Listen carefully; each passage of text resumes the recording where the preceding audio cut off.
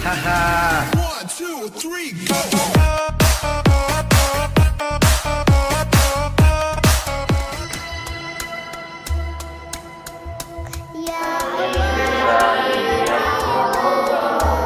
Rabbana zidna ilman warzuqna amin.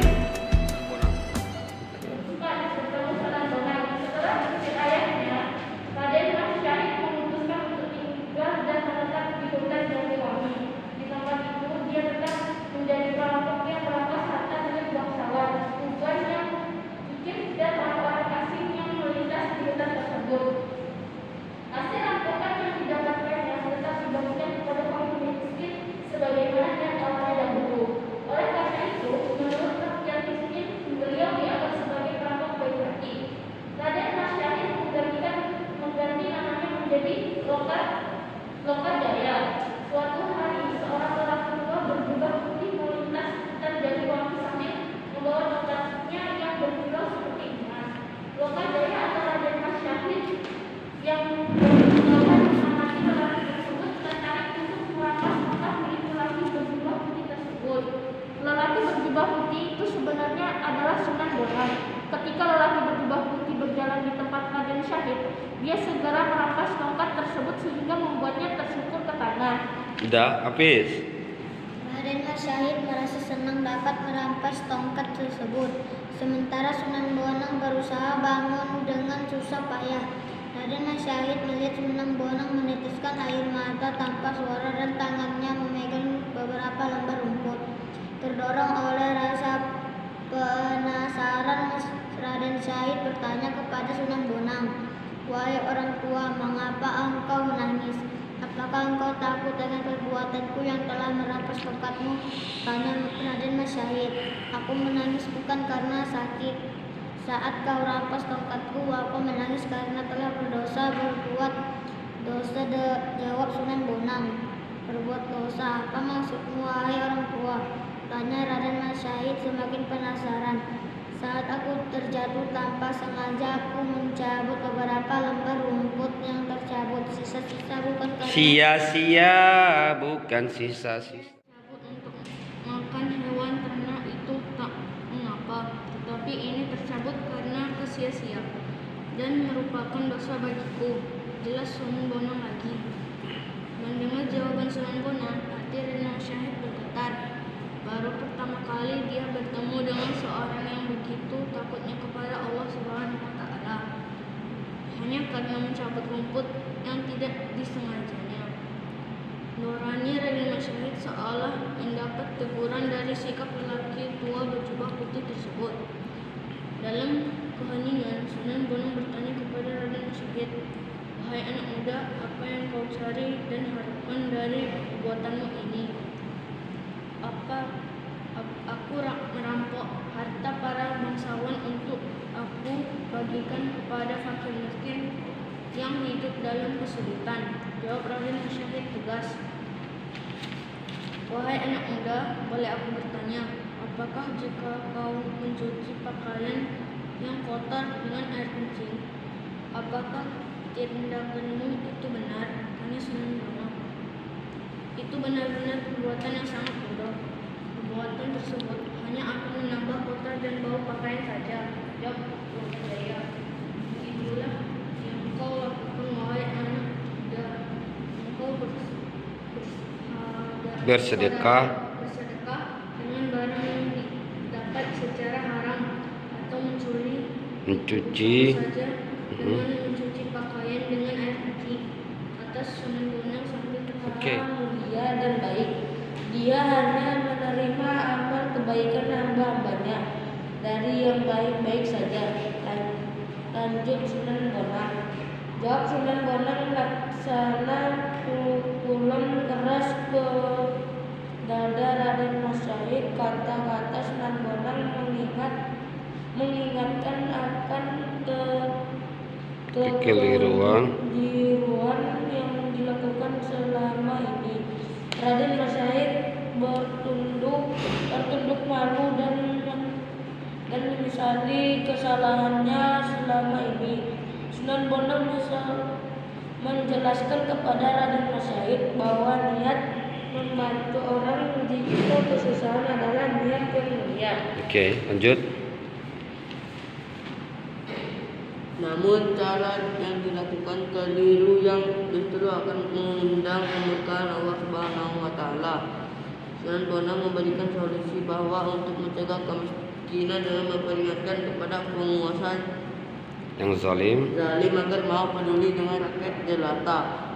Sebelum meninggalkan Raden Mas Syahid, Sunan Bonang menunjuk sebatang pohon aren yang berada di dekatnya. Atas izin Allah Subhanahu wa taala, tiba-tiba pohon aren tersebut berubah menjadi emas. Pada awalnya Raden Mas Syahid menganggap itu merupakan perbuatan sihir lelaki berbaju putih. Berjubah putih. Namun setelah beliau mencoba mengatasi dengan kemampuan Ilmu kanuragan yang dimilikinya semua sia-sia. Peristiwa tersebut merupakan karamah yang Allah Subhanahu wa taala berikan kepada Sunan Bonang sebagai walinya. Akhirnya Sunan Bonang pergi meninggalkan Raden Mas Syahid yang masih terteguh tak percaya dengan yang telah dialaminya. Oke, lanjut. Rio. Setelah Sunan Bonang berlalu beberapa saat, sadarlah Raden Mas Syahid. Pohon aren yang tadi berubah menjadi emas telah kembali menjadi buah aren seperti biasa. Raden Mas Syahid yakin jika laki-laki berjubah putih yang baru saja ditemuinya bukan orang sembarangan. Kata-kata yang terucap juga berisi nasihat yang menyadarkan Raden Mas Syahid akan kekeliruan perbuatannya. Raden Mas Syahid berniat untuk berburu dengan lelaki berjubah putih tersebut. Dengan kekuatan kanuragan yang dimilikinya, ia berusaha mengejar Sunan Bonang dengan cepatnya. Namun setiap kali hampir menyusul Sunan Bonang, langkah kaki Raden Mas Syahid seolah berat hingga membuatnya terjatuh. Padahal Sunan Bonang hanya berjalan santai. Ketika Sunan Bonang hendak melintasi sebuah sungai yang sangat lebar, tidak dan dalam, Wakajaya atau Raden Mas Syahid memanggil Sunan Bonang. Wahai Tuan berjubah putih, sudikah kiranya Tuan menerimaku menjadi murid Tuan? Kata Wakajaya dengan nafas dorongan tenang. Kamu ingin menjadi muridku? Ada syarat yang harus kau penuhi sebelum menjadi muridku, kata Sunan Bonang. Apa syarat itu, wahai Tuan? Tanya Wakajaya lagi. Sunan Bonang kemudian menancapkan tongkatnya di tepi sungai. Lalu dia memerintahkan kepada Raden Mas Syahid untuk menunggu tongkat tersebut dan tidak boleh beranjak dari tempat itu sebelum dia kembali lagi untuk menemuinya. Keinginan besar Raden Mas Syahid untuk menjadi murid Sunan Bonang membuatnya menyanggupi syarat yang diajukan oleh Sunan Bonang. Setelah itu, Sunan Bonang menyeberangi sungai yang lebar dan dua tongkat kakinya tersentuh air. Sunan Bonang seperti mendarat di atas tanah. Setelah Sunan Bonang pergi, Raden Mas Syahid segera duduk bersila di depan tempat tersebut. Oke. Adik, siapa? Dia berdoa kepada Allah Subhanahu wa taala agar diberi kekuatan seperti Ashabul Kahfi yang tertidur selama ratusan tahun. Atas izin Allah Subhanahu wa taala, Raden Mas Syahid tertidur selama 3 tahun menjaga tempat tersebut di tepi sungai. Oleh karena perbuatan tersebut, Raden Mas Syahid pun kemudian diberi gelar Sunan Kalijaga. Setelah 3 tahun lamanya, Sunan Bonang akhirnya kembali ke tempat tersebut. Di tepi sungai itu, Sunan Bonang melihat seluruh tubuh Raden Mas Syahid telah tertutup dedaunan yang tumbuh di pinggir sungai. Penampilan Raden Mas Syahid pun sudah berbeda. Rambutnya telah menjadi panjang, wajahnya dipenuhi jerawat dan kumis. Kulitnya pun menjadi sangat kotor. Setelah Sunan Bonang memandangkan azan, Sunan Kalijaga akhirnya terbangun. Sunan Bonang menyuruh Sunan Kalijaga membersihkan tubuhnya. Sunan Bonang juga mengungkapkan kesediaannya untuk menjadi guru bagi Raden Mas Syahid. Setelah itu, Sunan Bonang membawa Raden Mas Syahid ke Tuban untuk diajari tentang ajaran Islam sesuai tingkatannya. Iya. Itu yang diperankan siapa? Sunan Bonang. Artisnya siapa? Sunan Kalijaganya. Deddy Miswar. Ya, Deddy Miswar itu. Film itu kalau Bapak rasa, Bapak sudah habis menontonnya, itu adalah film yang paling mendekati dengan sejarahnya. Itu paling mendekati. Kemudian yang pemerannya pun nggak lebay seperti sekarang kan. Sangat bagus lah untuk ditonton karena kita bisa menikmatinya sambil menambah ilmu. Ya, sangat dekat dengan yang ada di buku ini. Oke, bismillahirrahmanirrahim. Bertemu dengan Sunan Bonang ini adalah momen di mana saat Allah mempertemukan Sunan Kalijaga atau Raden Mas Syahid ya. Raden Mas Syahid. Mas ini nama atau panggilan ya di sini? Mas Syahid. Mas, ayo Mas. Raden Mas Syahid nama ya, tanggap nama ya. Itu keturunan raja. Masnya itu ya. Nah, Keturunan raja itu pakai Mas. Mas. Oh berarti iyalah ayahnya pula bupati ya, Raden Mas. Pikir kayak yang jualan bakso, Mas Joko, bakso, bakso nih siji gitu kan? Ya. Oh berarti Raden Mas adalah gelar, berarti nama lahirnya adalah Syahid, kan begitu? Nama lahirnya berarti Raden Mas Syahid. Setelah diusir oleh ayahnya, Raden Mas Syahid membuat kampung sendiri, pemukimannya sendiri, tempat tinggalnya sendiri ya. Tepatnya di hutan mana? Hutan Jatiwangi. Jatiwangi berarti di situ hutan itu banyak pohon jati yang wangi lah berarti ya. Kan begitu ya. Jadi hutan Jatiwangi. Kegiatannya Mas Syahid ini adalah apa?